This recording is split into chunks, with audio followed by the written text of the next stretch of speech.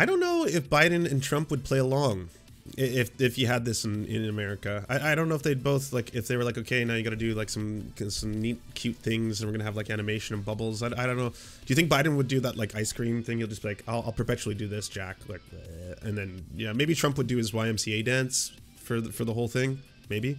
You're so confused. How are you confused? It's all very self-evident what's happening here.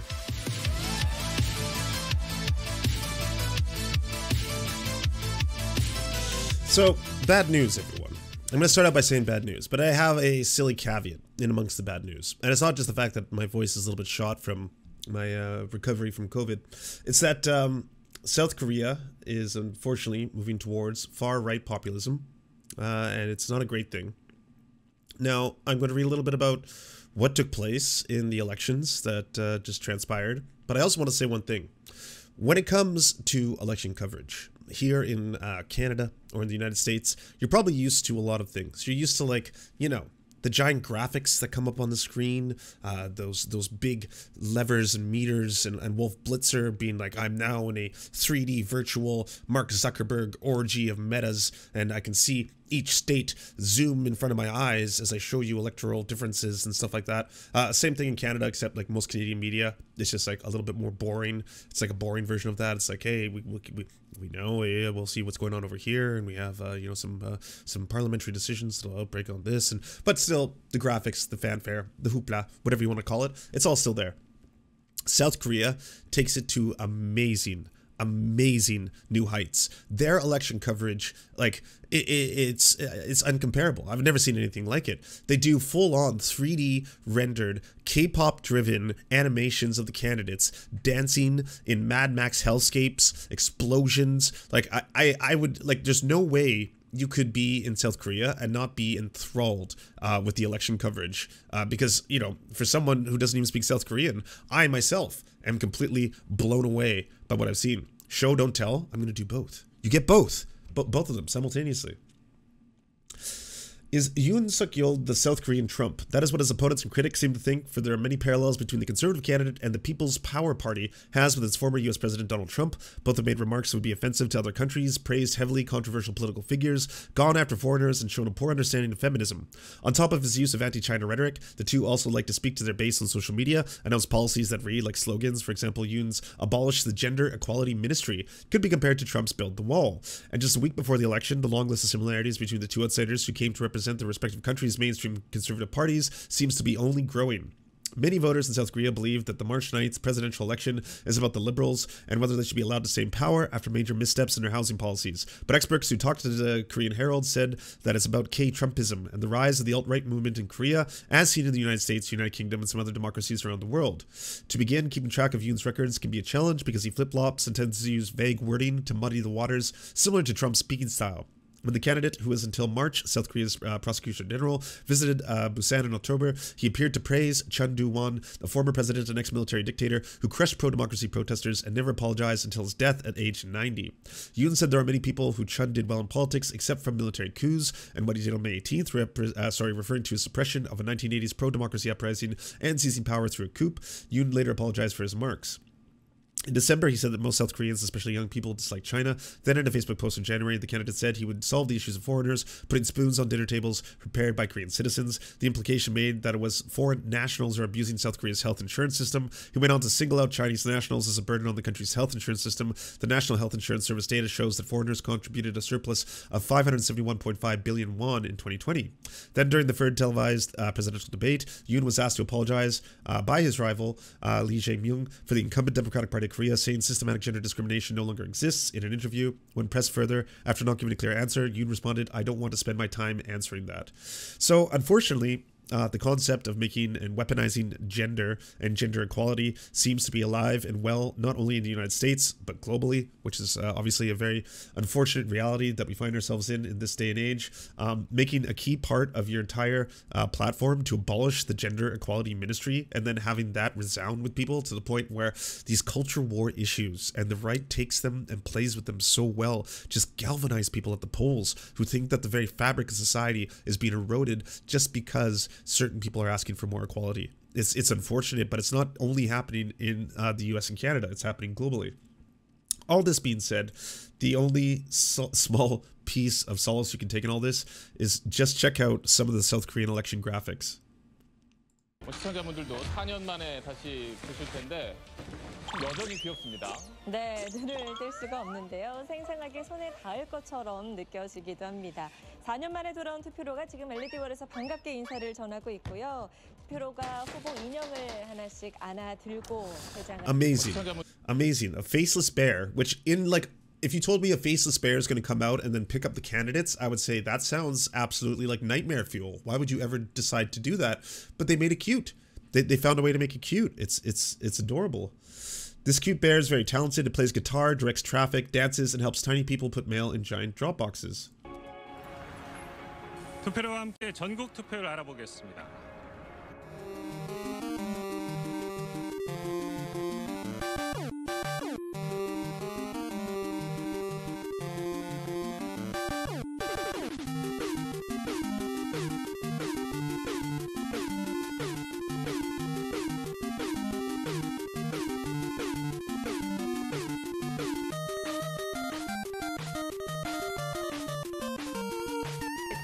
I say this without a hint of irony. We need to adopt all of this here in North America. This is glorious.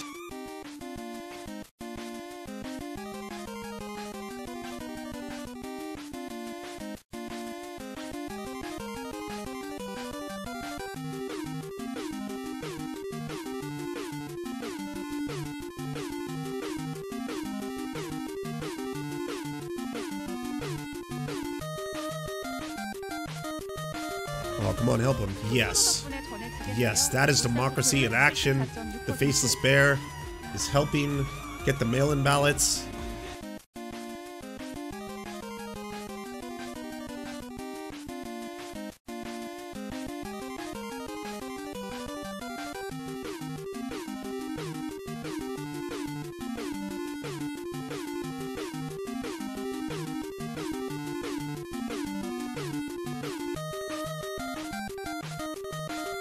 Democracy bear. 신명나는 탈춤 한마당이 펼쳐지고 있습니다. 영국의 투표율은 75.6%입니다. I really wish I knew what it was actually saying. Oh my god, it shoots rockets? 우주를 향한 꿈이 현실이 될 때까지 투표로가 힘을 보탭니다. 전남의 투표율은 79%입니다. This is superior in every way. 반딧불이의 빛처럼 모두의 매일이 반짝반짝 빛났으면 좋겠습니다. 지금 이 시각 전국 투표율 77.7%. 더 이상 안타까운 희생이 없길 바라며 당신의 헌신을 기억하겠습니다. 대전의 투표율 73.2%입니다. 나를 따르라. 투표로가 거침없이 서해 갯벌을 달리고 있습니다. Pro farmers, I think. Corona going down, thanks to Faceless Bear.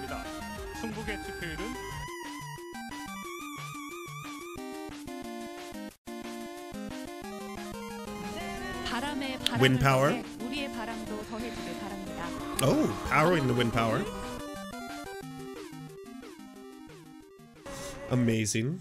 Now we get to see the actual presidential candidates, but this cute segment is so tame compared to what happens next. 두 손으로 마음을 전합니다. 후보들의 손에 주목해 주세요. 서울입니다. 윤석열 후보 50.9% 1위로 예측됐습니다.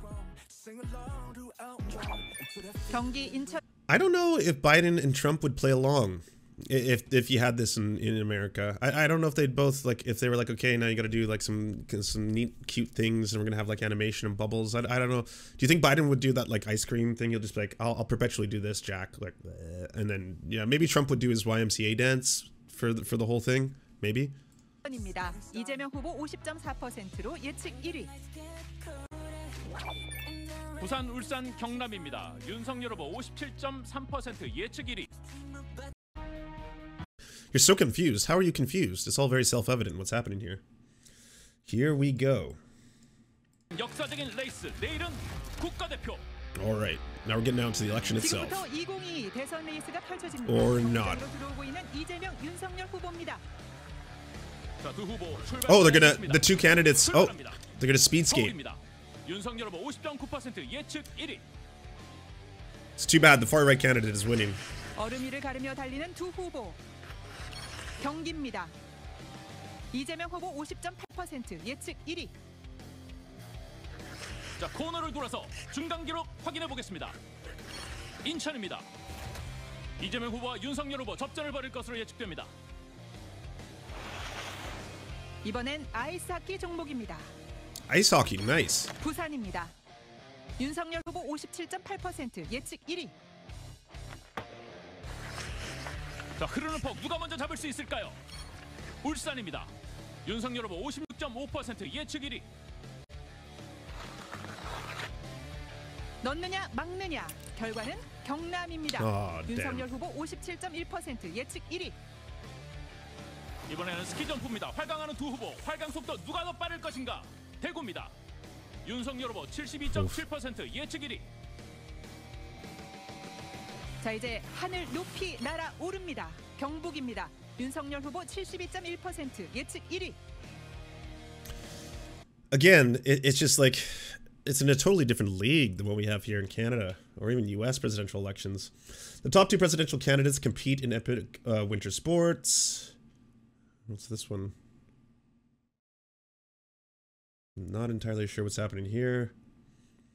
We're launched into a chase for cards that give spy thriller vibes. 서울 윤석열 후보 50.9% 예측 1위로 나타났습니다. 신혼부부의 소원은 내 집 마련. 훌쩍 날아오른 마음 카드는 어느 후보가 잡았을까요? 경기 인천 지역입니다. 이재명 후보. I'll be honest, if I just tuned into the TV, I don't think I'd know I was watching a presidential election. I think I'd be watching like the opening to a TV series or something like that. Honestly, I don't know where to begin with this one. What's this? 윤석열 후보 50.9% 예측 1위. It's them. 자고로 팡팡은 튕겨야 제맛. 경기입니다.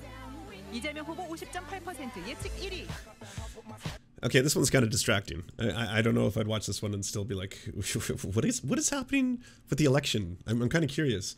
You can watch the candidates hold up cards with no or yes smiley faces. This is glorious. Oh, okay. This is the one I've been hyping up. This is where it just goes straight Mad Max. 질주자들 청와대로 간다.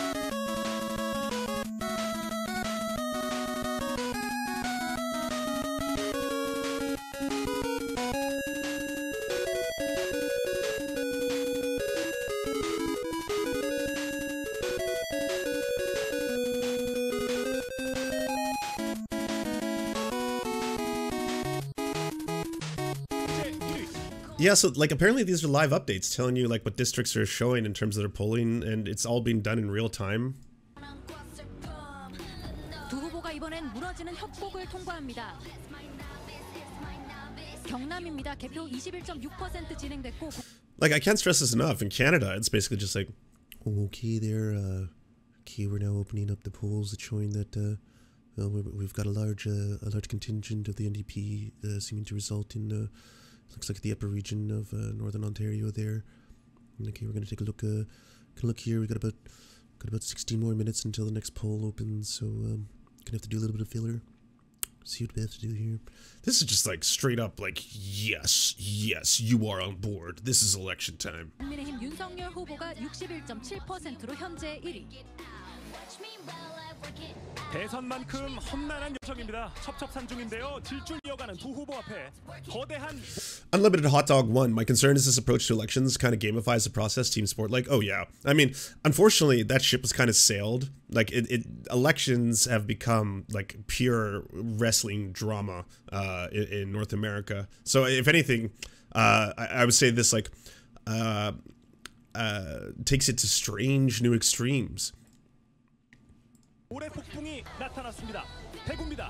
윤석열 후보 75.9%로 현재 1위. 네, 두 후보는 모래 폭풍을 어떻게 뚫고 지나갈까요? 경북입니다.